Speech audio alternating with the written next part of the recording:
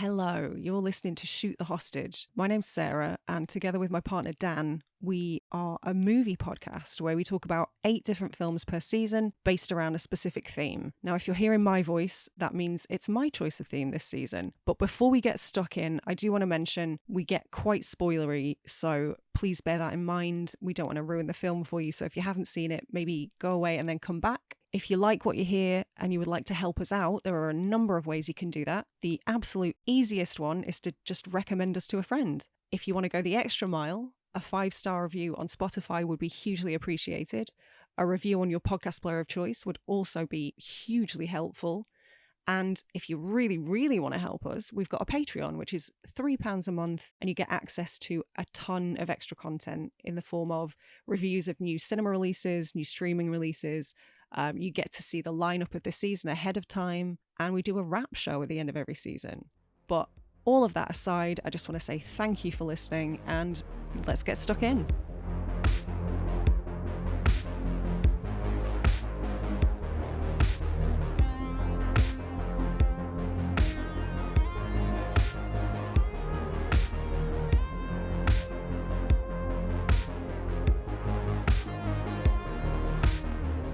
We're back for a brand new season.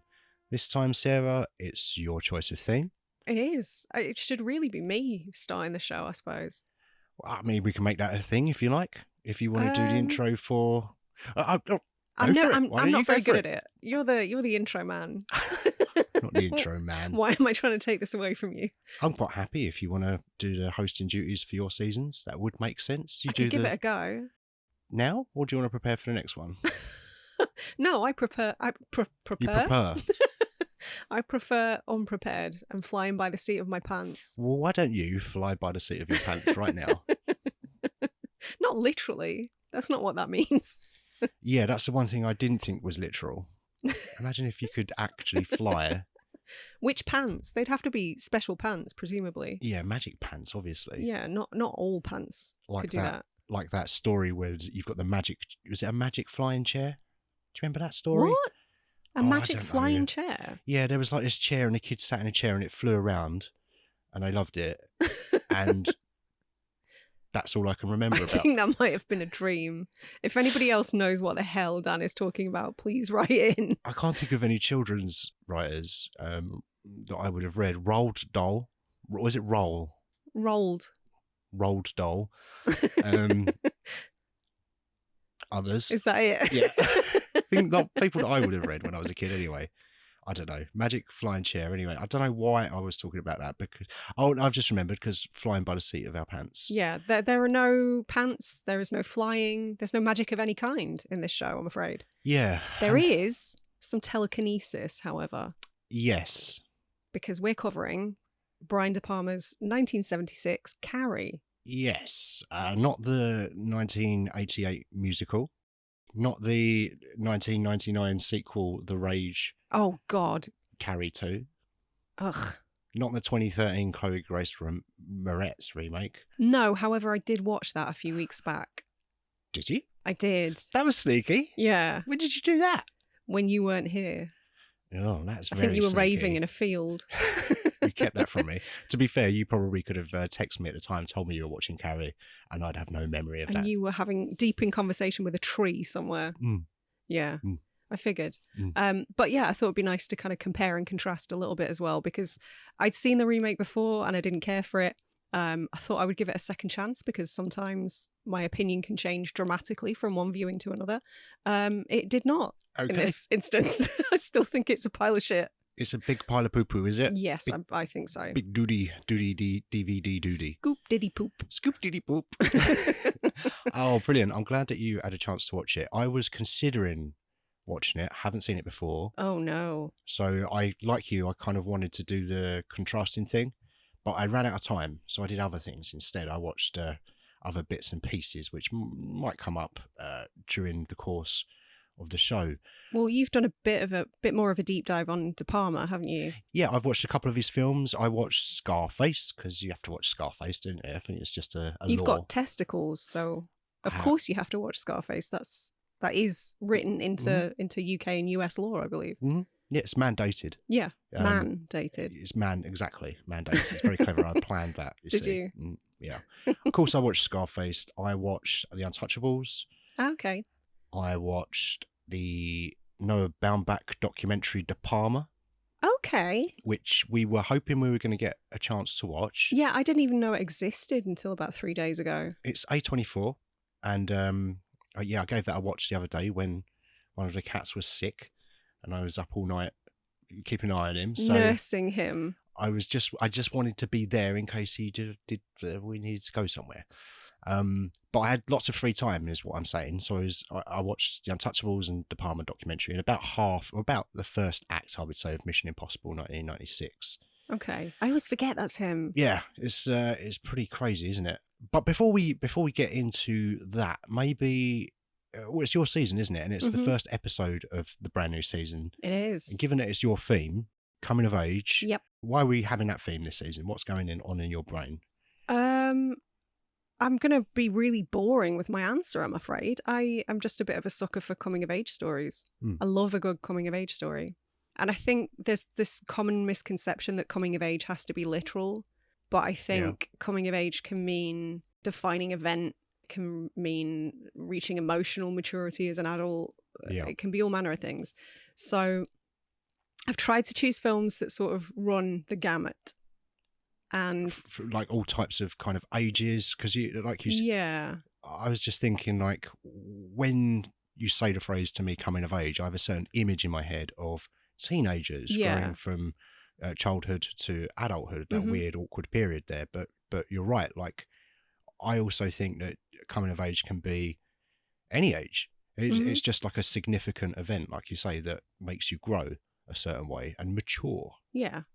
Or just having a birthday. I came of the age 41 last year. Yeah, quite literally, yeah. So, yeah, it's a boring answer. I'm sorry, I don't have more than that. But well, I think it's a good one as well, because it's something that everyone can relate to. Everyone has grown from. I mean, if we take the most obvious interpretation of it, is going from childhood to adulthood. Everyone's been through that. Yeah, and that awkwardness. Yeah, and everyone has different experiences, slightly different. Yeah, the specificity is going to change. Yeah, obviously. But there's a transitional period there that everyone on the planet can relate to. The broad strokes, definitely, yeah. So I feel like coming of age is a good kind of genre. Is it a genre, or is it just a style? Or I don't really know how to interpret that. I don't think it's a genre, because there are films from several genres this season. Yeah. So I think it's just more of a theme than anything else. Yeah. It's a really nice tool to make you empathize with the characters that are being portrayed on screen, I think, because like I say, we've all been through various periods of growth. It's funny you should say periods. Well, yes. I wonder how many times that's going to come up. Sarah, you've got this on DVD.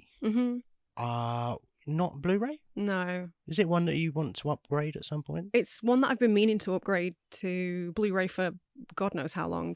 I think the DVD is probably one of the earliest DVDs that I bought. Really? Okay. For that reason alone, I'm sort of attached to it in a way. But I know Arrow have a pretty nifty release of Carrie, so I will probably get my hands on that one at some point. Yeah, we'll have to upgrade it at some point. I, too, if it was one of the first DVDs I'd bought, I'd probably be reluctant to get rid of it. Yeah. I mean, the same with May. Yeah. Because that's a DVD that I think somebody bought for me in about 2000. So I've had that DVD for 24 years. Right, and you just recently got the second sight. Yeah, but I can't bring myself to ditch the DVD. No. So it's going to have to be both of them living on the shelf, I'm afraid. Yeah, I'm on board with that. When I had a big clear out about a decade ago, which I always bang on about, I know, but one of the only DVDs, I kept a handful, but one of them was Scarface, actually. So that's one that I wouldn't part with. And I've only just upgraded that to Blu-ray, which I haven't told you about yet. Congrats. Yeah, we're getting a new Scarface Blu-ray. I love the fact that you say haven't told you about yet, as though I'm going to be angry at you for expenditure. Yeah. We don't even have a joint account. But it's just another Blu-ray in the house, and oh no, just thought we were lacking in that, you know. Yeah. So I think there was a 2013 Blu-ray release of this as well. Of Carrie. Of Carrie, of the 1976 Carrie, Mm-hmm. because on that Blu-ray, I believe there was also a trailer for the 2013 Carrie. Okay. So it definitely wasn't like a tie-in with the movie, like happy accident. Wasn't a cynical cash grab at all. Yeah. Yeah, of course. And I just mentioned this is a movie from 1976. It is. We have covered two others You're from gonna 1976. Make me try and guess. Do you want a clue? Yeah. They were both your choices. Oh no. Because of course they were. They're 70s, movies. Yeah. Oh shit, 76. 1976. Assault on Precinct 13? Yes, one. Oh no. Warriors wasn't 76. No. No, I need a clue. I need more of a clue. See these eyes so green or red, whatever he says in that song. Who's that? Well, that's David Bowie. Right. So what? Oh, The Man Who Fell to Earth. Hey. Oh God, I've been at work all day. I'm not quite with it. Yeah. So this is our third movie from 1976. Good year. Good year, considering this is episode, 57? And we've already Yeah. done 3 from 1976. It's funny, like, the more that we go on with this podcast, there are a few years. 84 is one that always stood out to me just because of the bangers that were released. Some of my favourite movies were released in that year. But 87 we've talked about quite a bit as well. yeah, and especially as far as horror is concerned, that was a banger of a year. So 76 is definitely going to be in the top 3 or 5 probably years that we've done so far. One for the books. It's also the year my parents got married. Ooh, okay. Yeah. Interesting. Did they watch Carrie at the reception? I'm going to go out on a limb and say no. I wasn't there, obviously, so I can't tell you. Well, no, because you were not born yet. I wasn't even an idea at that point. But knowing my parents, I would be very surprised. That's a wedding I would go to. Yeah, same. Like, gladly. So you mentioned it was one of the first DVDs that you had procured. Mm-hmm. So when did you first see it? Ooh, probably when I was about 15. That's a guess. I'm not entirely sure. It was when I was still in high school. I remember that. And was it on television or a rental? Or... I think it must have been on TV. Okay.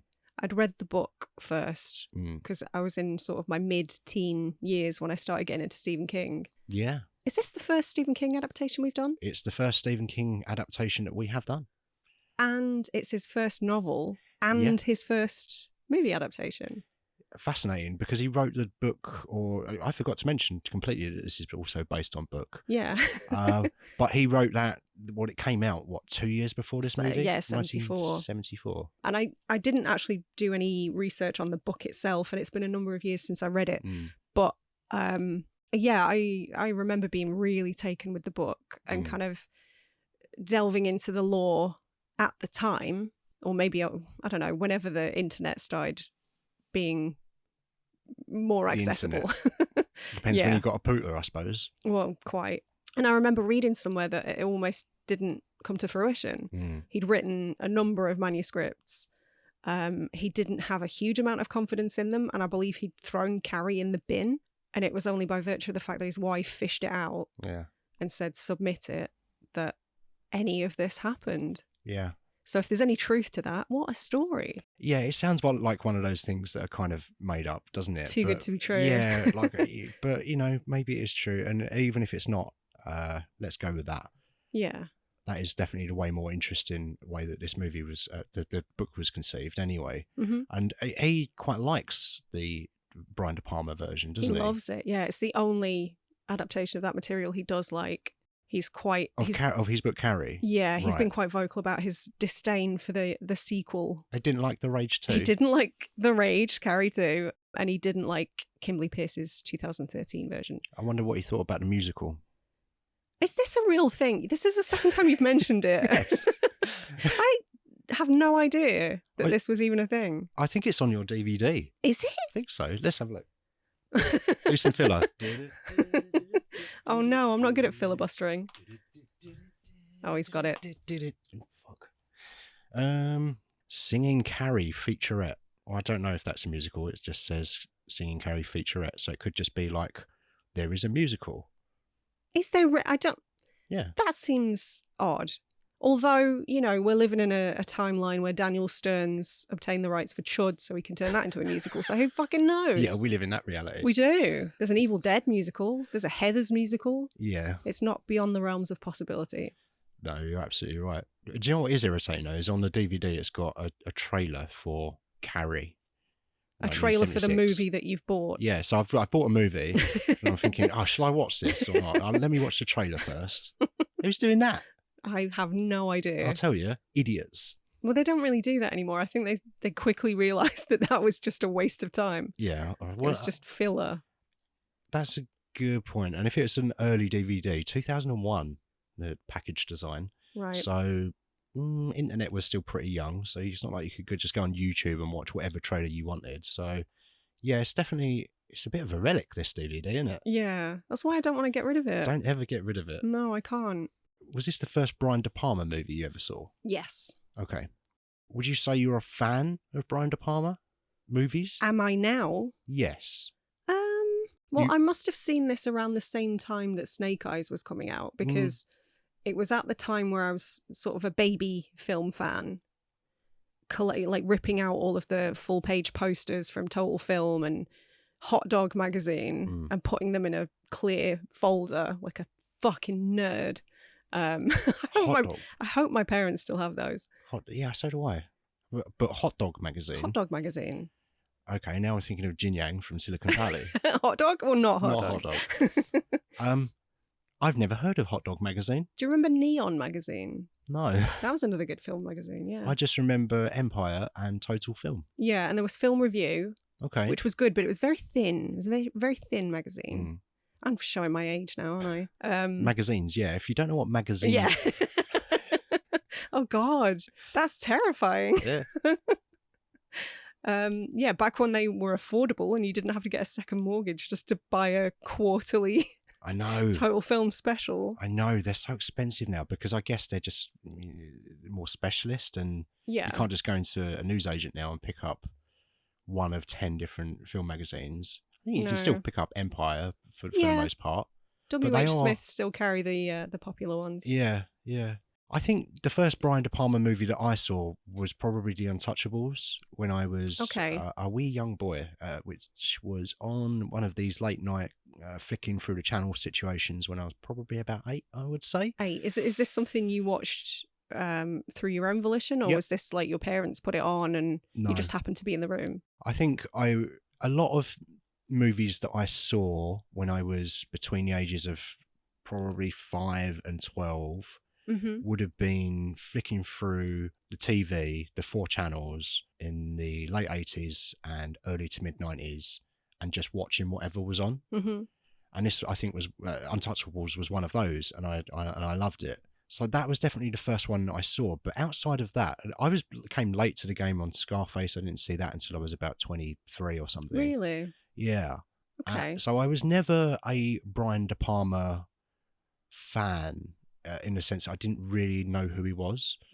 So it's only really doing the research for this podcast that I've gone back and like thought about how he shoots and his kind of style really, and seeing how it's influenced, permeated pop culture since then. So I've just recently started to grow an appreciation for his style. It's a very specific style that I think he cultivated over decades. Yeah. I believe Carrie was the first time he tried the split screen thing that he became known for. Okay. But there's a ton of really neat flourishes in this, some of which I've jotted down in my notes, so I'm sure we'll get to. Yep. Okay. Well, I'd like to get back to visual style. Yeah, for sure. If we can. So the budget for this was 1.8 million. Okay. In that documentary that I watched, Brian De Palma said that he had told the studio, look, this is going to cost 1.8 million. And they said, well, no, we're spending 1.6. That's the end of it. And if we can't do it for that, then we're not doing it. So apparently De Palma took the weekend. By the way, you know, when we did the David Patrick Kelly thing and we made it smaller to DPK. Yeah. I'm going to do BDP. Okay. For Brian De Palma. BDP took the weekend and then returned to the studio and said, oh, actually, I think I can make it for 1.6, and then made it for 1.8. I love it. Yeah. But I mean, it paid off because that extra 200 grand, I don't know how much more value we got from it, but it did really well. It earned 34 million back in Wow. 76. So, really many times its budget. So a complete success, an immediate success. Yeah, I know Stephen King was only paid a couple grand Really? for the rights. Yeah, but Wow. he's super happy about it because he's so thrilled with how it turned out. Yeah. And he must have been super excited. He's only just written his first novel. Well, that's kind of what he said. I'm paraphrasing, but there was an interview that I read where he basically says, like, it was my first book. How many people can say that? Yeah.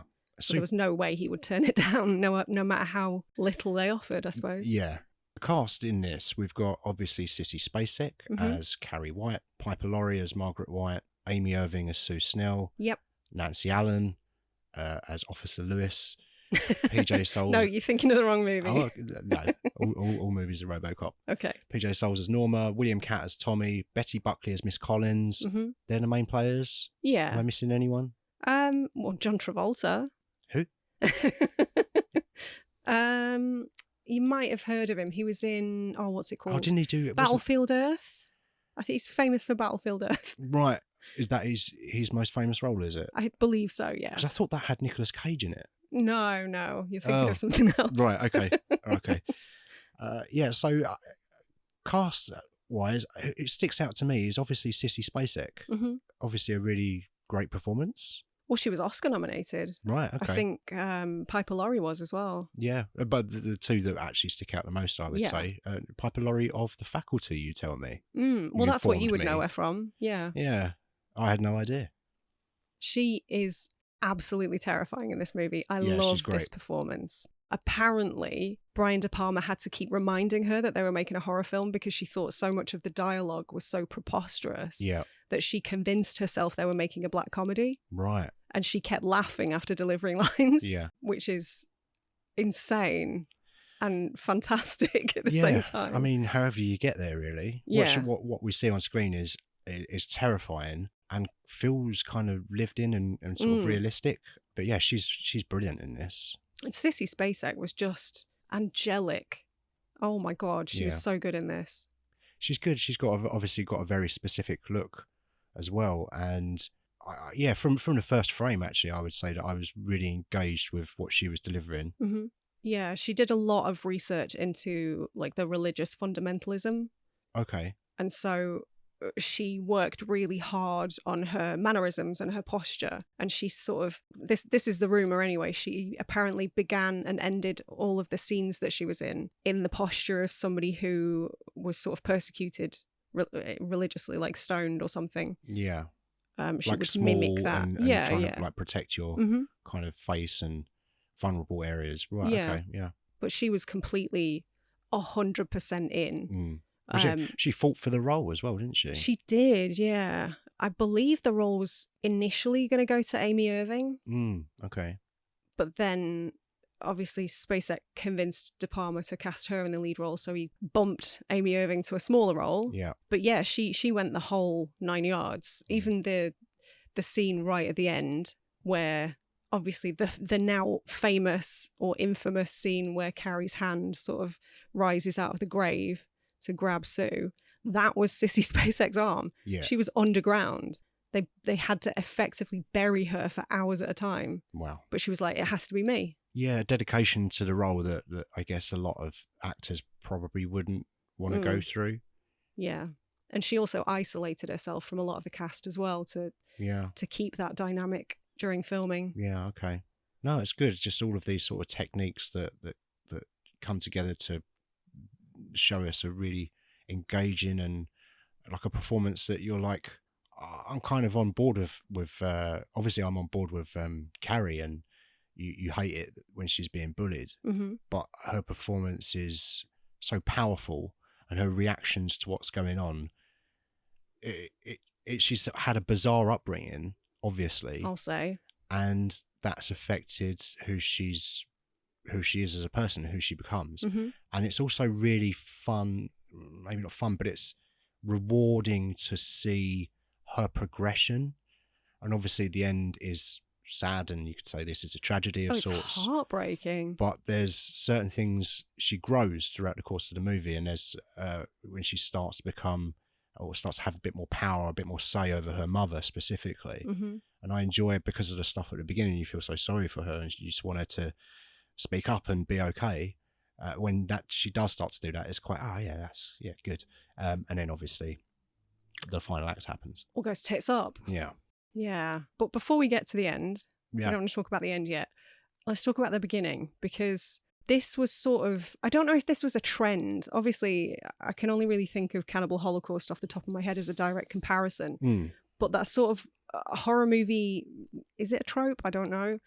That thing of having really beautiful melodic music to sort of lull the audience into a false sense of security. I love the Cannibal Holocaust score, but it does not fit the film. Yeah. And it makes it that much more unsettling as a result. And I think the same's true here. Are you talking about the shower scene? The piece of music at the very start that we recently saw at the end of Beetlejuice for whatever reason. Yeah. Yeah. I really like the way that this movie opens. I bet you do. I like, because Officer Lewis, isn't it? Just going back slightly, the very first scene when it does the overhead of the volleyball, and then it does the slow zoom in, and it's like, oh, I'm watching a Brian De Palma movie. Yeah. There's a slow zoom into Carrie is just beautiful. It's done so well, and then it goes to the shower, and Carrie seems to be enjoying that shower quite a lot. And I wonder what you're supposed to take from that scene. Well, I mean, the whole scene is played out in slow motion. Yeah. It's got this sort of faded, pastel, dreamy aesthetic. Obviously because of all the steam and stuff. But the music coupled with that kind of makes it seem like a 70s porno. Yeah.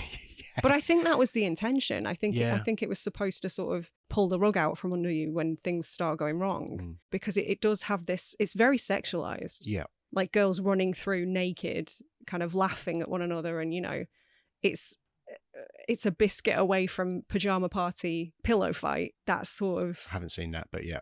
But you know what I mean? Like there's the stereotype of like teenage male fantasy kind of thing. Or what would have been back then. I don't know.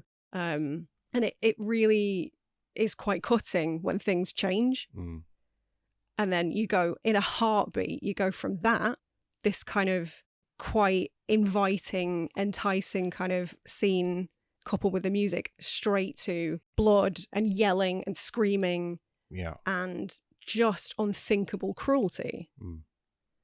And it's still quite shocking, I think. I think so. I think you're right. I imagine that a few people that saw this back in the day probably were not very happy that they saw this movie. Yeah. And that's good. It can be a challenging watch for some people. I imagine so. Yeah. And especially, it's quite, is this the right phrase? Subliminal in a way, that first scene, because of I didn't realise until second watch today, where you've got the kind of the dick imagery from the shit, you know, the shower hose. I didn't clock that at all. It looks, and it transitions with Sissy Spacek, and it really looks like there's some clever positioning, shall we say, by Brian De Palma. Oh yeah, I don't think there's any question that that's supposed to be tittillating. But that again makes me wonder what that scene is about. Is she finding her sexuality? Is she? I think I heard somewhere that Spacek played the scene as if she doesn't get to have warm showers at home. So she really kind of was just enjoying it. Yeah. But I just wonder from what the intention was from Brian De Palma's, BDP's POV. Obviously, he's a voyeuristic filmmaker. So that's kind of built into the DNA of his films. But it is, like you say, when it goes from that peaceful scene to the panic and the confusion and the frustration from Carrie, because she doesn't know what's happening when she gets her period. Well, I presume she's not been taught by her mother at all about that stuff. It's just don't talk about that stuff. And in fact, she gets punished for it later, which is heartbreaking. Well, yeah, not only has her mum neglected to inform her about all of this stuff, she's done what all the worst Christians do and misinterpreted the Bible to her own ends. And it's a very, very misogynistic reading of the Bible. I mean, the Bible is misogynistic in a lot of ways, don't get me wrong. But the notion that all women have sin built in, and that they're sort of created from the rib of Adam, so all women are incomplete and therefore less human. It just kind of perpetuates a lot of these shitty ideas. Yeah. And she's had that enforced brutally at home. So, I mean, if you start bleeding from anywhere, I think you would panic, right? But I yes, absolutely. And I think do you know what? I think this is the first time I've seen this.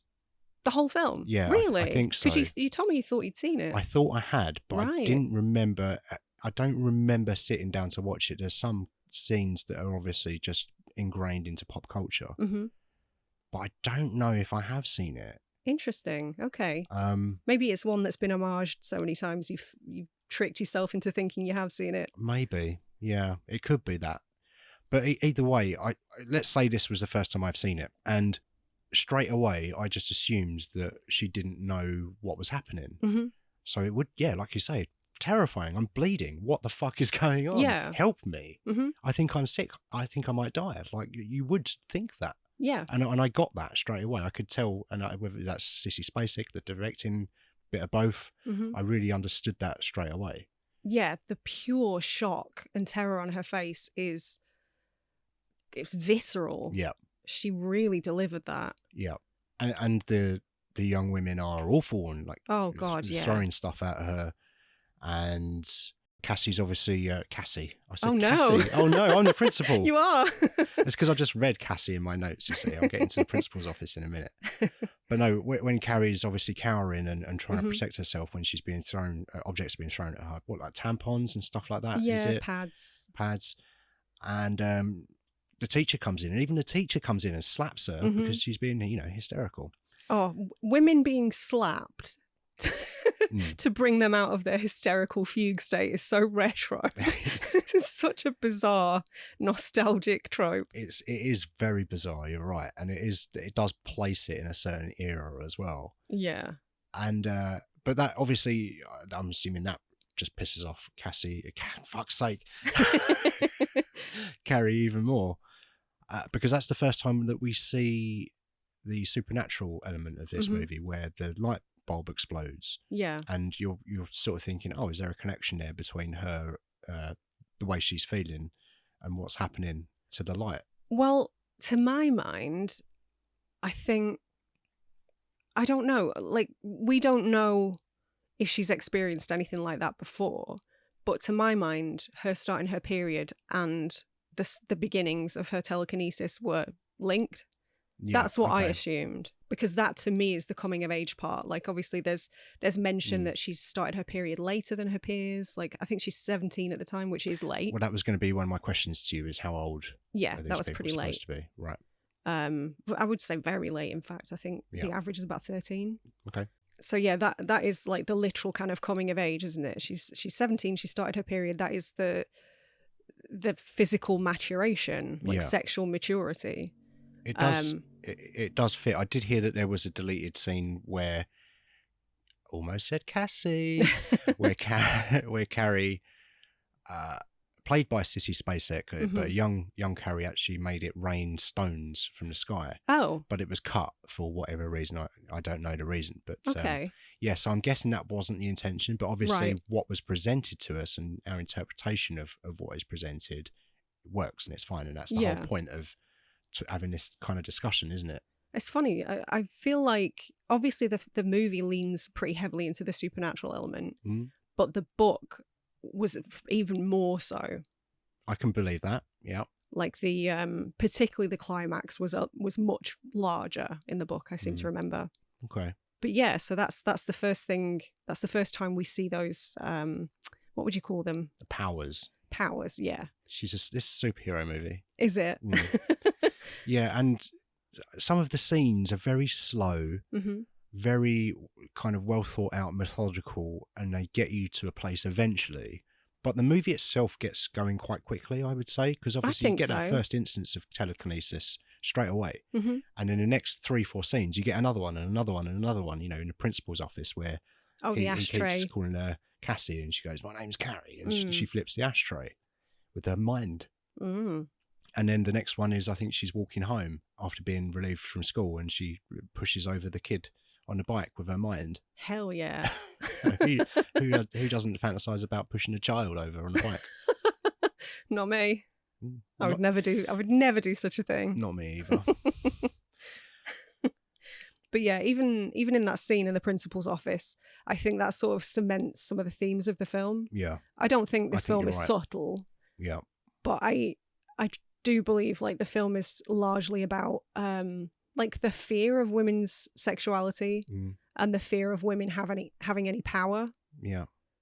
Which is still relevant today. What with the politicians in America trying to politicize and reduce access to safe abortions, things like that, sending people to jail for either getting or performing abortions. It's insane. Like, women still don't have the agency that they should. And I don't know where that fear comes from, but I find it fascinating. And I think this film does a decent job of exploring that to some degree. Because even in that scene, sorry to stop you, but the Miss Collins, obviously Carrie had grabbed her shorts, and the principal kind of sees the blood on Miss Collins' shorts and just, like, physically recoils a little bit. He's visibly uncomfortable at the sight of period blood. Yeah. And it's that thing, isn't it? Like, often you get those cliches where the men just don't want to address it, don't want to talk about it. You know, I get the... Well, it's dirty, it's shameful. Yeah, like the great unsaid. They just don't want to think about it at all. And I was going to ask you if you think this movie is a feminist movie. Is that a silly question to ask you?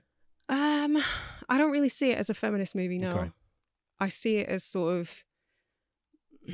I don't think it takes any great stance in that realm. You think I it's just sort portraying rather than... I think it's fairly neutral. Okay. Because I think some of the women in this are more misogynistic than the men. I mean, certainly her mother. Yeah, it's mostly women in the cast. You don't... Correct me if I'm wrong, you don't see any dads, any fathers in this film? I don't believe so. You've got Mrs. Snell and Mrs. White. But you don't... I don't think you see any dads. And in fact, I would say every dude, most of the young women are assholes. Yeah. And there's one that you're not sure of, or I'm not anyway. Maybe we'll talk about that, about Sue. Interesting. But all of the guy characters are kind of pawns. Are all kind of being moved around like chess pieces by the women in this film. And I thought that was interesting. Even Nicolas Cage, you know. Especially Nicolas Cage. Yeah. That's an interesting question actually, and considering how many times I do approach films through the lens of feminism, not something that I really think about in terms of Carrie. Obviously, when Carrie is sent home and she says to her mum, "Look, why didn't you tell me about this? I've just got on a period. You should have fucking warned me." Fair comment. She gets beaten down and punished by her mother. Literally beats her with a Bible. Yeah. And after the day she's had. She's saying you've sinned, right? Yeah. Because of... You've had lustful thoughts or something. Yeah. And she's punished and she's put into the cupboard with the little statue of Saint Sebastian. Which I only found out today. I've spent my entire adult life assuming that was Jesus. I mean, you would do. I assumed it was Jesus. Yeah. But yeah, so she's kind of locked in there, and you get the sense that this is just par for the course for Carrie. This is just her entire upbringing. This is what happens to her, I don't know about daily, but an awful lot, I would say. Yeah, another day, another punishment. She gets bullied at school, and then she goes home and she gets beaten and bullied by her own mother. She's not safe anywhere. So it's tragic because how else is this going to turn out? It's sad. It is. It's really, really heartbreaking. I do view this as a tragedy. Yeah, me too. It's quite operatic, I would say. Almost Shakespearean. And I found that with, I would say Scarface is quite operatic as well. Okay, yeah. I haven't seen enough De Palma movies to say he's a very operatic director. Perhaps he is, and it's obvious to you, but there's a bunch of stuff that I haven't seen and would like to get to at some point. We should watch Sisters at some point. And before you make the joke, not the Tina Fey one, before you make that joke again. All right. Nice anticipation. Thank you for shitting on my joke. Anytime. Actually, while we're on the subject of her being punished by her mother, when Cassie has spent a few hours... Cassie. Oh, fucking hell. It's the title of the film, Dan. God.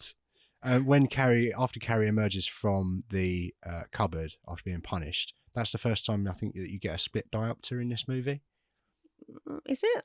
I think so. That's what I wrote down anyway. I wrote split diopter before my notes about the principal's office. Okay, so there's probably one before that. He fucking loves a split diopter, and I am here for it. Yeah, there are many, many techniques that he employs. It's the split diopter and not totally dissimilar, the split screen. Mm-hmm. There's the like the kaleidoscope effect. Yeah. When obviously the inciting incident has happened and she's on the stage at the prom. Yeah, a bunch of stuff. The scene where she's dancing with Tommy and the camera's kind of spinning around them. Yeah. Apparently they were on a plinth that was spinning the opposite way. Right.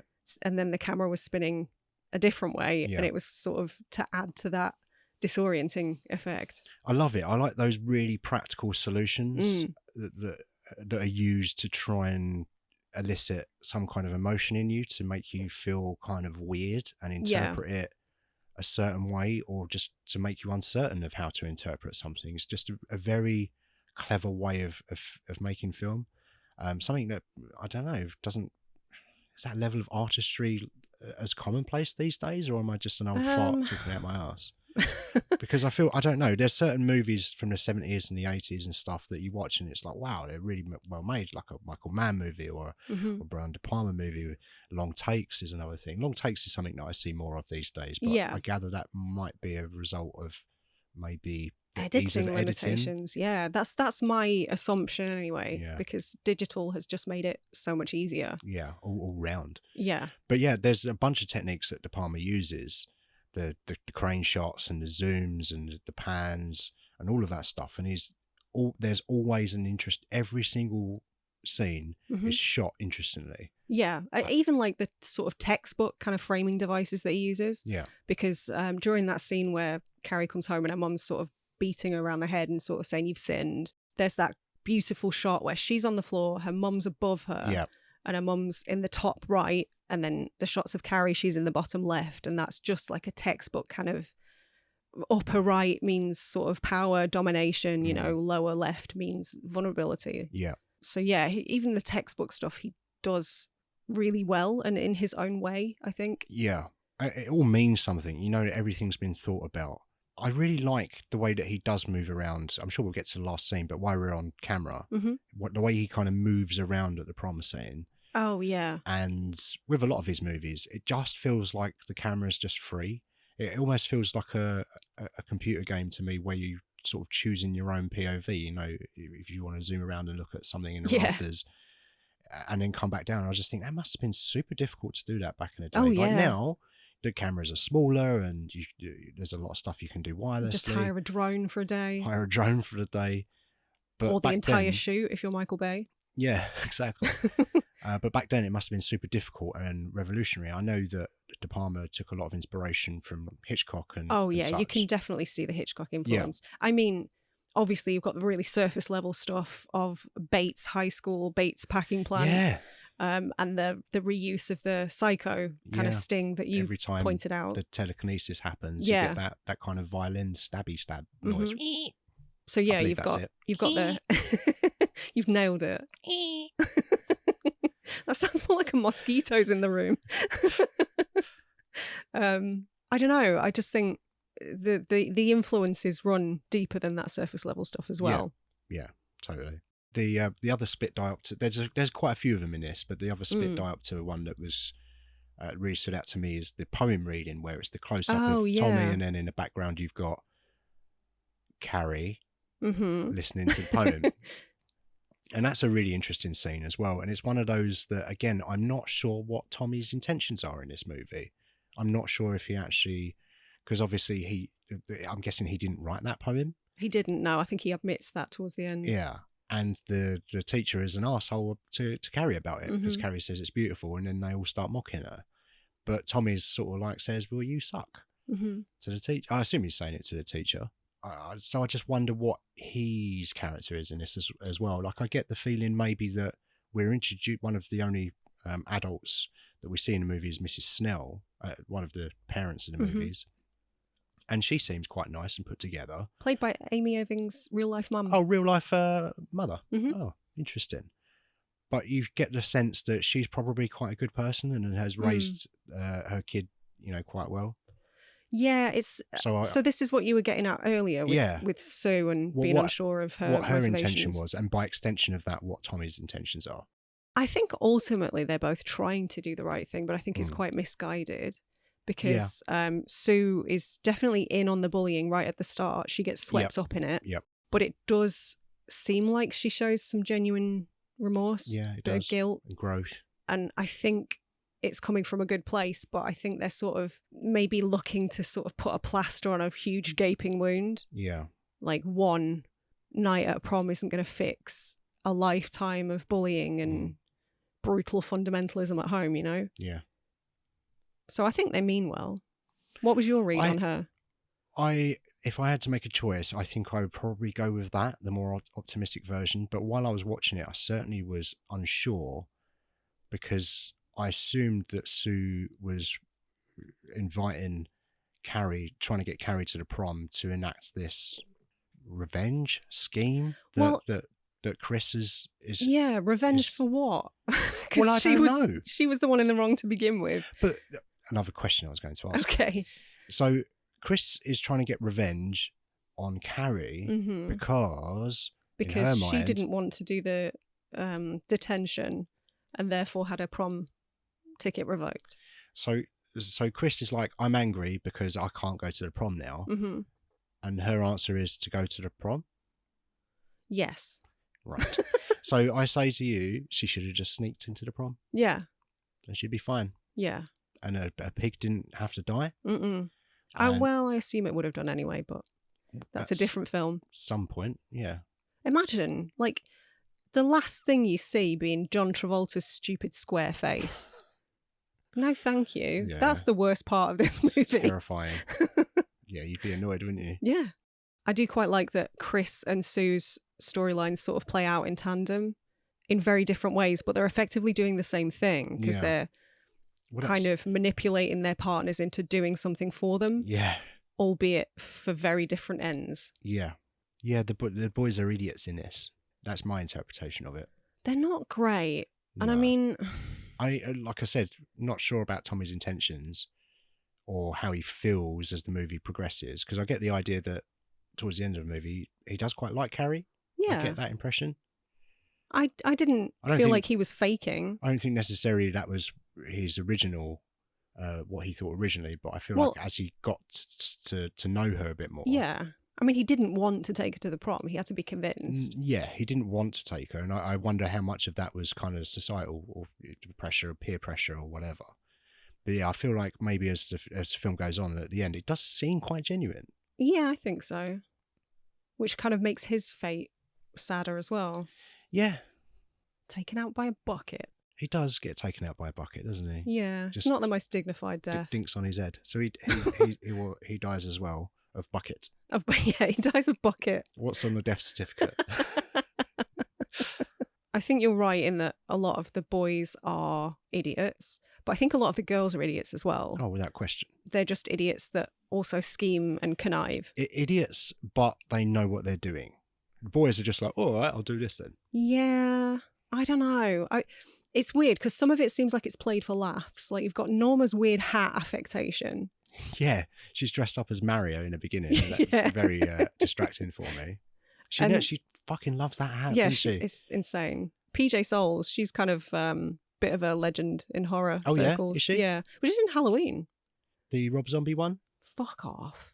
The John Carpenter one? No, that's Jordan Peele. And then you've got the scene where they're all kind of preparing to go to prom or like shopping for their outfits. And right. So you've heard me say this a lot. I adore 70s fashion. I love it. I live for it. It does not extend to tuxedos. I'd quite like to point that out. Not those tuxedos. No. No, I can't stand the frilly shirt situation. The ruffles. And the massive collars do my head in as I'm well. a big fan of big collars. Are you? I love a nice dagger collar. Yeah? Yeah. But the ruffles can go. Yeah, agreed. And the powder blue suits. I'm not a fan. Yeah. But yeah, the scene where they're kind of getting ready with their outfits and the one guy's like, I don't want to wear a tuxedo, and they find him a tuxedo t-shirt or something. So some of it's like played for laughs, and it kind of feels like a reprieve in the middle of the film. Yeah. Like, there are moments of lightness. Yeah. And even the scene where Carrie's kind of getting ready for the prom and she has that moment of real defiance and uses her power on her mom and sort of pins her to the bed. And that's what I was getting at earlier with one of those things where I'm proud of Carrie at that moment. And I'm thinking, yeah, great. You know, you're going to the prom and, you know, things don't work out, obviously, but she's taking control in that situation. Yeah, she's found her agency. Yeah. And if things were different, you feel like she might have been okay, which is, I suppose, makes it even more tragic. I don't know if that's true. I feel like kind of the whole point of the film is that because of the cruel bullying she's endured, because of the fundamentalism and the abuse she's suffered at the hands of her mom, I feel like the ending was sort of a given. You think she was like a ticking time bomb, do you? I do, yeah. Okay. I do. And I think it's funny. I think one of the reasons I love this film as much as I do is because I was bullied quite badly in high school. And I'm not proud of it, but I can put myself in that headspace. Yeah. No good comes from violence. But if you'd asked me when I was 14 if I had sort of wish fulfillment dreams, daydreams of like murdering my classmates, that might have brought a smile to my face, you know? Yeah. Again, not proud of it. So wouldn't have been the right thing to do, but I can put myself in her shoes and feel that frustration and pent up anger and thwarted sexuality and ruined promise of who she could have been, and absolutely understand why it goes the way it goes. Is this a somewhat cathartic movie for you? No, because she dies. Okay. It makes me very sad. Okay. The whole thing is very sad, and I think that's because it is a foregone conclusion that things are going to end badly for her. Like, yes, she gets her revenge on all these people who've wronged her, but she pays for it with her life. That's not justice. That's not real revenge. Yeah. Where do you, changing the subject slightly, where do you think that these powers come from? Do you think it's something she was born with, or you hinted earlier that it could have something to do with her growing into a womanhood? Do you think it's just that? Is it some kind of voodoo situation that we're not aware of? Is it a Chucky thing? It's not a Chucky thing. Brad Dourif done a spell on her?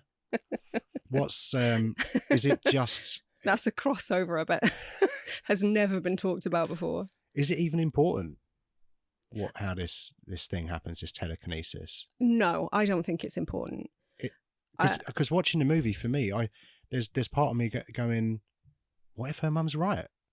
What if she is the devil? What if she is possessed? I'm not saying that that's the case, but you know, it is a supernatural movie. So to say that it is the devil is no different than saying that she can move things with her mind. I think that's quite an interesting thing to think about. Would the devil know it was the devil, though? If the devil was acting through Carrie, then the devil... so you think possession? Well, yes, call it what you like. So you not necessarily the devil, but the devil was acting through Carrie. Right. I don't know. It's just a fun thing to think about. What if her mum was actually right? But went about it completely the wrong way. Yeah, somewhat. I think that's a valid interpretation, and I think some of the story is vague enough that you could draw that. That's one of the things that I really like about this film, is that, and I haven't really given away, maybe it's obvious that I quite enjoyed this. I do like those kind of, there's lots that you can try and figure out for yourself and think about. It doesn't give you any obvious answers outside of just portraying people in a certain way. It's your own, it's your job to have a think about it and wonder what it means and what it's saying. That's why I love the 70s. I think you had to work a little bit harder sometimes. Yeah. But you can get just as much enjoyment out of it on a surface level watch, I think. I think so, yeah. I do prefer thinking about. I think if I just watch this, I wonder. It's funny because I have a funny way of consuming movies sometimes. If I'm not thinking about it, then I do miss things. Like if I'm tired and I just want to watch an explodey movie, but we happen to put on a thinky movie, my brain just sort of switches off to a degree, and I don't want to think about it too much. I'm just like, oh yeah, whatever. Okay. But I wonder if I would have that experience with this had I not been forced to really sit down and think about it. Well, it's funny you say that because I think I had sort of assumed that you wouldn't get much out of this film. And I think that probably would have been the case if we hadn't been doing it for a podcast. That's my point, is that the fact that I've had to sit there and think about all of these things, then I think maybe has made me appreciate it way more than maybe I would have. And it's difficult to say because that hasn't happened in our reality. There's another reality out there where we haven't covered it and we just watched it without the podcast in mind. But is there a different reality where my coffee's still hot? Yes. Can I be in that one? There's a reality where you've already drunk all your coffee. Oh, no, I don't like that one. But that aside, I think I still would have watched this and gone, oh, wow, look at all of those camera movements and look at these interesting angles and stuff. I must watch more Brian De Palma stuff. Do you know what? Might even watch Snake Eyes. Which Snake Eyes does not get talked about. I saw it once. I think I saw it at the cinema. It was definitely an era when I was going a lot. But I remember almost nothing. I remember Nic Cage has also got huge collars in that movie. He does.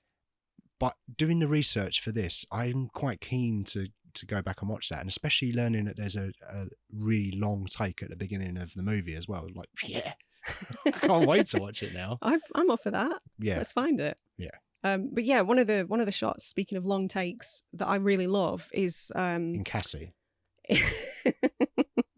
Yes, is when Chris and Billy are sort of under the stage, peeking through. She's gripping the rope, and the camera follows all the way from them, all the way up the rope, all the way along to the bucket, and just kind of pans out to the crowd. And I'm just like, how did they even do that? I know. It was beautiful. But that's what I was getting at. Like the camera feels so loose and so fluid and so disconnected, and it just feels like it's just going wherever you want it to go. And I just wonder how they did that, because, like you say, it goes up to the rafters, and then it zooms in on Carrie and Tommy approaching the stage, and it zooms back out again and goes back down, and it's just moving all around. And all the while, you've got the kind of you see a silhouette of Chris under the stage, don't you, with the rope, and that kind of Hitchcock thing as well. There may be a bit of an homage to the Psycho movie, but yeah, that whole sequence is shot so well, and it's a very slow build. Yeah, I was surprised when that prom scene began that we were only an hour or so into the movie, and I thought this was the ending. But it's a very slow build, and I don't know how long the prom scene ends, maybe 20 minutes, say? About that, yeah. But it's essentially 20 minutes of build up to dropping the blood on Carrie, and then what happens after that with the locking the doors and split screen, the action, the red the lighting. The lighting. Yeah. Grading, I was going to say, but yeah, the lighting. It's a slow build, but I wasn't bored by it. I was just like, oh wow, God, this is really tense. Yeah. And it's really impressive. I think that the way that he shoots is really good for tension. Obviously, it's been talked about many times. He is influenced by Hitchcock, and Hitchcock is the father of tension, I would gather. Don't know much about Hitchcock either, so that's something else that I need to probably look into at some point. But like Brian De Palma's way he's shooting is so great for tension. I think about the Mission Impossible scene where he's going into the building and it's the sweat and you can't touch the floor, and probably set the stage for many Mission Impossible and action movies in general scenes to come, and creating tension in an action environment. And I do think this is, in a similar way, he explores the room where the prom is taking place in, that hallway, so much, and you get an understanding of the space that you feel like you know everything and you're just waiting for these things to happen. It's just really interesting to watch. Yeah. And I love the way that he uses space, and mentioned earlier in the episode about me watching Scarface and The Untouchables, and The Untouchables is also just like, the way it's shot is something I just never thought about when I was 8, but it's incredible. I haven't seen that for a couple decades, so I would have to revisit. Just the use of the space and the fact that it's a period film and everything that's going on in the background, it's brilliant to watch, and I've got a newfound appreciation for that movie too now. Oh, good. And you see a lot of that in this movie. I just think the way he moves around, I think it's great. I could even if I can imagine maybe there's going to be some movies of his that we watch at some point, and I might not get that much enjoyment out of them, but I imagine I'm still going to really like the visual aspect. Yeah.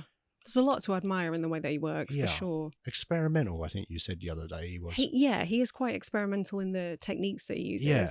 I imagine that's the same now. I think the last movie he made, I want to say it was called Domino in 2019.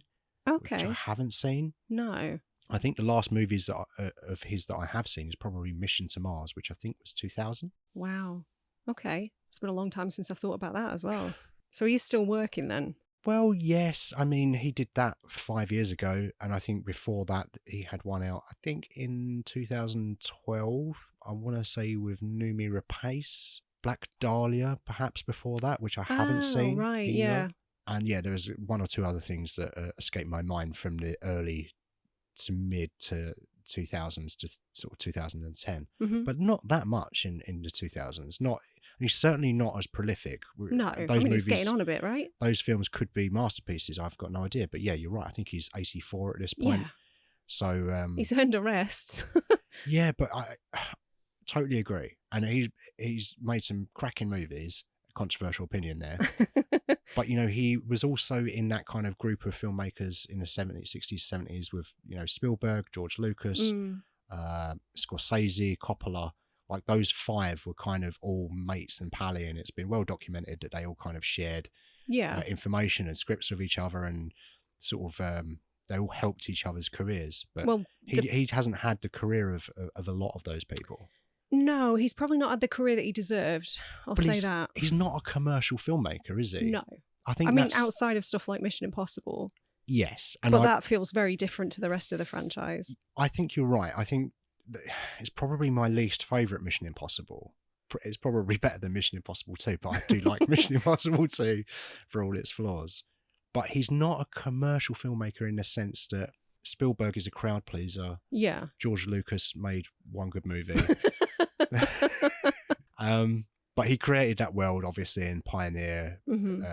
Coppola, you know, maybe Coppola's one that didn't quite have the... He made The Godfather. Director of Jack. Director of... This is my point exactly. How does the director of Apocalypse Now also make Jack? That's nuts. And I'm particularly looking forward to, maybe by the time this episode comes out, we would have already spoken about Megalopolis. I keep forgetting about that. Yeah. Which might be on our Patreon or as a bonus episode, I don't know. But either way, that movie's out by now and we've spoken about it and watched it. Yikes. Fascinating. But yeah, speaking of their friendship, he invited Spielberg down to the set of Carrie. Right. Because he said, there's loads of cute girls here. And apparently Spielberg tried to ask out a bunch of them. Yeah. Until he got to Amy Irving and she was the only one to say yes. And of course they got married. They got married until he married Kate Capshaw. Yeah. Okay. De Palma married Nancy Allen. Yeah. They were married for a bit. Interesting. You jealous? Yeah. A little bit. Of De Palma, obviously, not of Nancy Allen. No. No. I don't know how badly you want to spend time with Brian De Palma. Not a great deal. I'm fine with just watching interviews with him. Okay. To be honest with you, he's not someone that I kind of watch and think, oh, what a magnetic personality you've got. He seems a bit kind of odd, to be honest. And I can't say that I'm that surprised by that. I'm not saying it's a bad thing. I'm just saying he seems like a bit of an outsider. I mean, a lot of creative people are. True. This is true. And maybe that goes back to the thing about saying maybe that's why he never quite cracked the commercial side of things. Mm-hmm. Like, I imagine a lot of being a successful filmmaker to the kind of degree. Just Spielberg is probably the most successful director of all time. Mm-hmm. he makes crowd pleasers and everyone loves his movies and they pat him on the back and say, "Oh, well done, Mr. Spielberg, you're fucking great." And he goes, yep, great. And he makes moves and he builds relationships with people. I imagine Brian De Palma is a bit more standoffish and wants to do what he wants to do and doesn't really... I feel like he's just maybe a bit more of a maverick and wants to do his own thing. And perhaps that's why part of the reason why he didn't have a career on the kind of level of Lucas or Spielberg or Scorsese. Scorsese is still making fucking great movies. He's similar age to De Palma and all of those guys, and he's maybe the one that has been consistently good, I would say. I think you're of probably a right bad there. Scorsese movie. Not a bad one. It's funny because you sort of think about a lot of the... Obviously, I'm the horror person, so I'm thinking of horror directors. But you think of a lot of directors of a certain age, and they tend to sort of peak. Like John Carpenter, Dario Argento. I was thinking about, yeah. I mean, Dario Argento, I don't think has made a good film since 1990, maybe. Okay. Carpenter, obviously, the last couple have been not great. Hey, shall we say? Ghosts of Mars. I know you love Ghosts of Mars, but it is dog shit. Yeah, it's not a good movie. Yeah, despite being enjoyable. But yeah, it does seem like he's somehow avoided that. More power to him. Anyway, we're not here to talk Scorsese. We're not, but it's just an interesting parallel, particularly when they all sort of came up together as well. Yeah. How each of them have had a slightly different kind of career and different levels of success. Obviously, Lucas is the richest person in the world, and then the next richest person in the world is Steven Spielberg. Yeah, but I don't know. It's I'd love to watch a new De Palma movie at the cinema. Maybe we'll get one. Maybe. I think it's time to talk about the climax of this movie. Okay. I'm going to start by saying I always remember the revenge scene taking up a lot more screen time. I think I'm always surprised by how quickly it's over. And I mean, this film is like a zippy 90 minutes or so. But it's all about the build-up. It is, yeah. And I mean, the stuff that happens, when it kicks off, the stuff that happens is shocking. Yeah. It is... I don't think it's scary, but then my gauge is probably a bit skewed. I would agree with you. I don't think it's scary, but I don't have a gauge. I think yours has been malfunctioning for a long time. I don't think I would have found it scary when I was a kid. I can't remember if I found it scary when I was like 15. I wish I could remember. Possibly not though, but I still think... I mean, I don't find The Shining to be scary, but it's so memorable. Like these are films that are like seared into my brain. Yeah. I remember so many of the really distinct visuals from the end of movies like Carrie and The Shining. Yeah. And I don't know if that's because I watched them at such a formative time, so they're really in there, like imprinted. But also it speaks to the strength of the vision behind it. Well, Kubrick is, again, a very visual filmmaker, right? Yeah. And the attention to detail was probably second to none. And that is an interesting comparison. I feel like The Shining is way creepier than Carrie. Yeah, I still don't think it's scary. Probably not, but I can understand if you are a certain age and you watch The Shining on your own in a dark room. I think right up against Carrie, I feel like Shining would be the scarier movie. Yeah, potentially. But I guess I just mean like the really memorable visuals. Like I'm never going to forget a hallway of blood flowing down out of an elevator, it's so iconic in the same way that Carrie covered in pig's blood is just one of the most iconic scenes from horror cinema, from any cinema maybe. Agreed, any genre, just in pop culture in general. It's so easily identifiable, and that is incredibly rare. Yeah. I believe it was kind of sold on that basis as well. Like that was in the trailer. That's the going back to the DVD. That's the picture on the front of the DVD. It's Carrie covered in blood with fire behind her. Yeah, I think the original poster had two pictures of her side by side. One where she's sort of smiling as the prom queen. Yeah. And another when she's drenched in blood. Interesting. Sissy Spacek was actually the homecoming queen in real life. Yeah, I heard this too. Crazy. Yeah. But yeah, I don't know. I think that whole scene is really full of memorable moments, and I do think a large part of it is the split screen effect. I love the split screen in this. Apparently, they shot way more in split screen, and Yeah, they I heard really toned it down because Mm. De Palma said it doesn't really work with action. Mm-hmm. Let's use less of it. And I think perhaps they accidentally struck the perfect balance. Yeah. I mean, if he says he's not happy with it, I tend to trust him. But what they did use was really effective. Yeah. And you don't see it a lot, really, in movies very often. No, I think, I don't know. I guess in more modern films, it might smack of being a bit gimmicky. I can understand that. I think Tarantino is someone that maybe is homaged, we'll say, Mm-hmm. Brian De Palma, who obviously homaged, we'll say, Hitchcock to a large degree. But I think it's one of those techniques that can maybe feel a bit, it can take you out of the experience, maybe feel not quite organic sometimes. But I think it depends on what story you're telling, what you're trying to, what point of view you're sort of trying to give your audience and what you want to make them feel. Obviously, De Palma, it seems like he's a master of manipulation and voyeurism, POV, all of that stuff. Mm-hmm. And when he's using the split screen, it's for a reason. Yeah. Whereas a bit more, my cynical brain is maybe saying a new filmmaker might just go, well, De Palma did it in Carrie, Yeah. so I'm going to do it in fucking Zombievers 10. Oh, good Lord. I don't know one thing about Zombievers, Neither do I. but it's a bad example. Okay? Or the best example, who knows? But I think that split screen just works so well in that final scene. I'm in it by then, and I'm very open to the experimental nature of it. I'm already primed by seeing all of the interesting camera stuff at the beginning of the movie, going, oh, that was good. There's another split diopter there, or like you mentioned the angles earlier, and all of that stuff, and some POV stuff which I didn't think about, hadn't sort of linked with De Palma until this viewing, and maybe kind of the Giallo-esque kind of nature of it. This is not a Giallo movie because No. it's not yellow.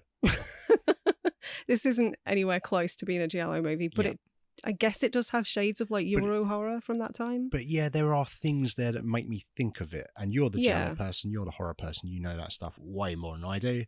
Dip my toe into it though. Thank you, by the way. But I wonder, were Giallo filmmakers influenced by Hitchcock, or was it the other way round? Or, you know, is there some sort of through line there that, or was De Palma watching Giallo movies and going, I like that, I'm going to do that? Probably a bit of all of the above, because I think a lot of people kind of associate Giallo with like strictly with the 70s, but obviously they were happening from the early 60s, maybe even earlier. So I imagine there's probably a big crossover of influence. Yeah.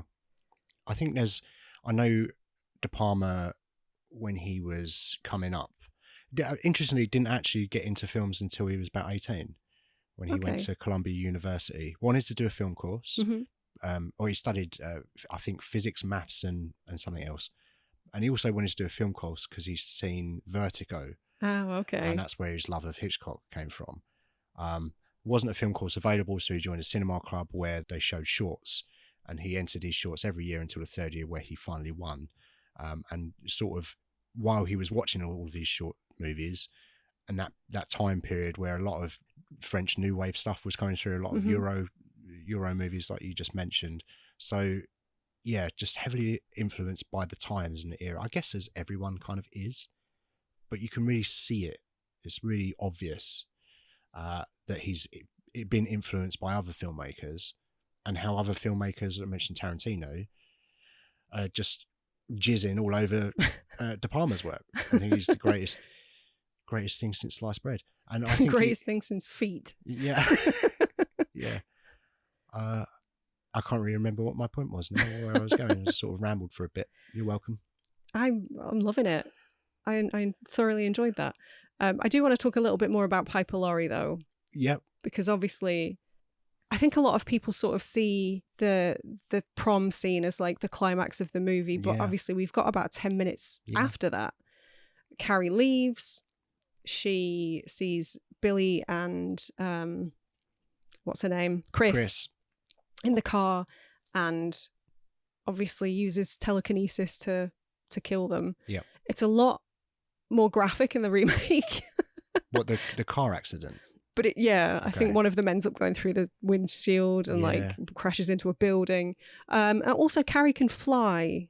What, really? It's not good. It's not good. Yeah, that's not telekinesis. No, it's not telekinesis, is it? But then if you can do telekinesis on objects, then I would argue you can do telekinesis on your clothes. And you're in your clothes. So I can see logic there. I don't know the rules about inorganic and organic matter and whether or not you can use mind powers on them. That's a discussion for another time. I think it's like time travel in a Terminator universe. Sure. You can only do time travel on non-biological items, Right. inorganic items. I can't remember what they say in that movie. But you can't get shoes done, is what I'm saying. Right.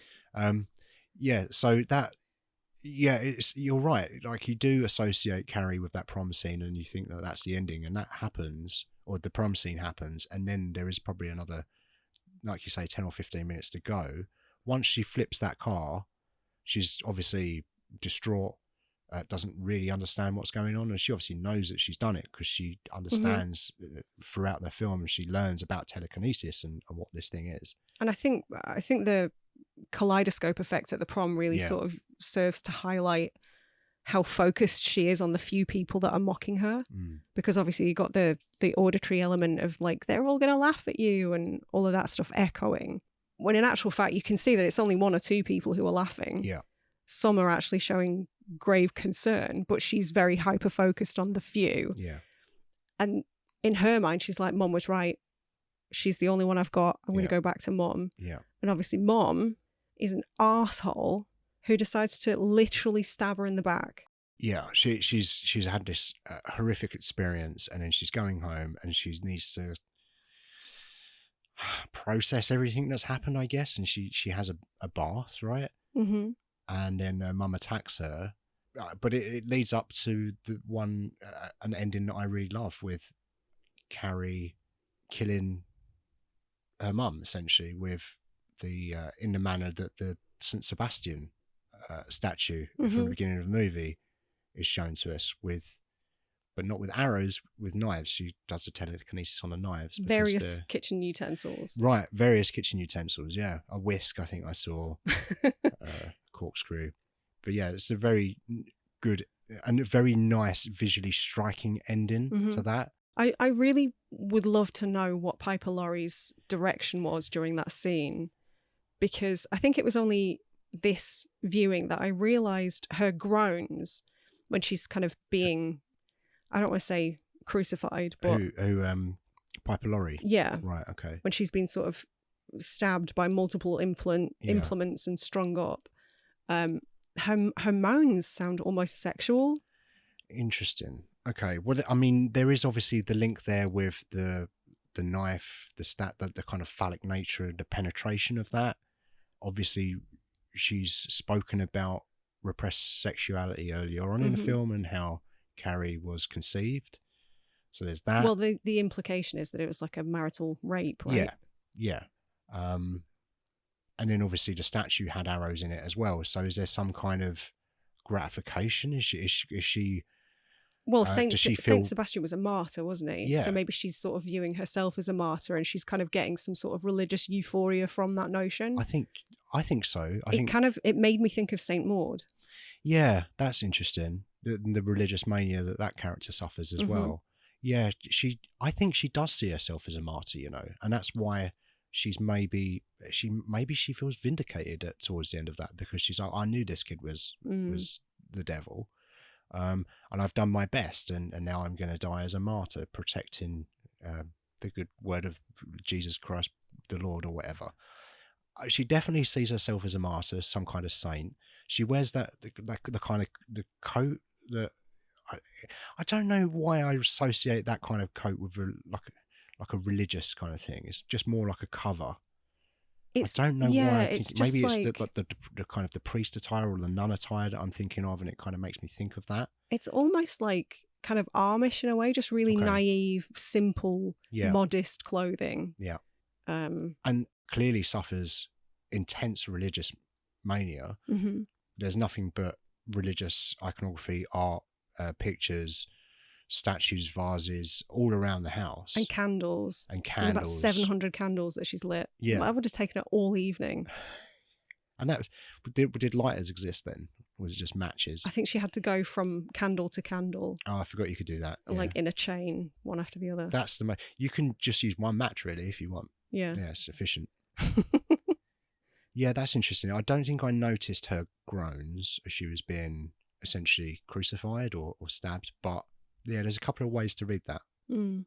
So, do you have any sort of final thoughts on this, or the themes, or the film itself? I think this movie is a coming-of-age movie.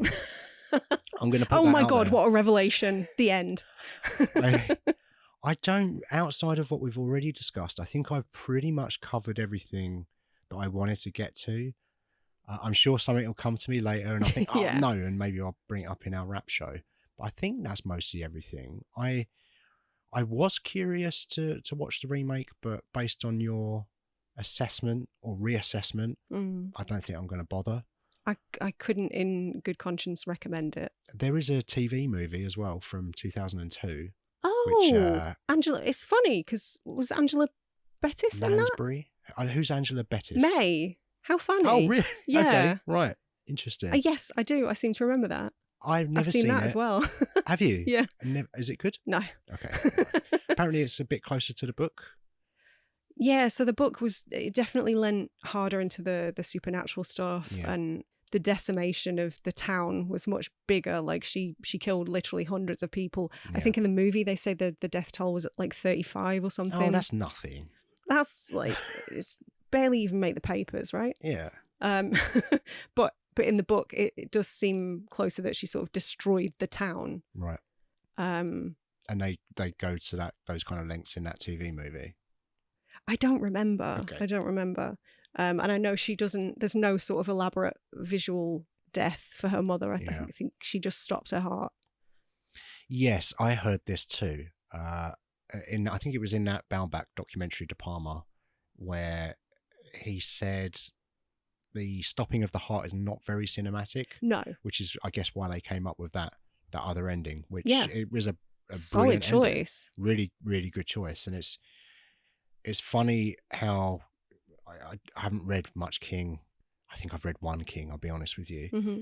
But I know that he's not... was it The Mist that he wrote an ending for that and he wasn't entirely happy with it? But when he saw the movie, he was like, love it. Yeah. I love that ending. Yeah, it was the same here. It's the same here, right? Yeah. Yeah. So it's... and also, it's the first book that King wrote. Like, how... Are we like? I'm never going back and listening to the first episode that we made of this podcast. But the more you do something, the better you get at it, which means that the first time you do something is usually the shittest that the thing is that you make, right? Because you learn. Like you might have good ideas, but from a technique and. I don't know. I think from a creative standpoint, there's a lot that can be said for. You spend your entire life up to that point coming up with creative ideas, and then you might struggle at a certain point, which I think is what happens to a lot of authors. They kind of run out of steam or run out of ideas, maybe. So I don't necessarily think that's true for that industry. King is still pumping out about 12 books a year, I think, isn't he? Crazy. It's crazy. Yeah. He's so prolific. But yeah, I'm glad he liked the ending. I did too. I think it was great. Yeah. And I know the ending in the book, there was like maybe an epilogue. And oh God, I haven't read this in such a long time. I'm going from memory. But I seem to remember there was a bit at the end that was completely different characters. And they were talking about such a body had a baby and it was displaying telekinesis. Right. So the thread in the book was that blood was not just like a storytelling device, a coming of age device. It was also kind of meant to imply that kind of thing was hereditary. Right. Okay. I'm glad that they didn't go that much into it in the movie. Like I say, it opens us up for conversations like this where we can kind of interpret and have different ideas and opinions about things. I think the more you go into detail about something, the less room there is to kind of explore what your opinion on things are. Yeah. Yeah. Good. I love this movie. Good. I love it so much. I think it was a really good choice for this theme. I think it was a really good way of opening a season. Oh. I like how we finished on a horror last season and we started on a horror this season, whether or not you consider this a horror. I do. Yes, I do too. But what else would you consider it? And don't say period drama. I'll hit you. I didn't. You said it. No. Yeah, I think this is a really nice way to open up to begin the season. Do you want to know what we're doing next week? I do want to know what we're doing next week. Yes, that would be nice. Well, not to sound a bit redundant, but we're covering a Stephen King adaptation. Oh, on purpose? On purpose. Two Kings in a row. We hadn't done one until episode 57. And now we're doing all of them. Yeah. And I'm assuming episode 3 is the Langoliers? No, the Tommyknockers. Of course. No, next week we're doing Stand By Me. Darling, darling. That one. Yes. Oh, I can't stand this movie. I know, but it's my season, so it doesn't matter. Right. Maybe you'll have a newfound appreciation for this one. I'm going to go in as blank as I can. Okay. And with my reappraisal hat on. Open your mind. Open your mind. All right, you've got me with a quote. I'm in.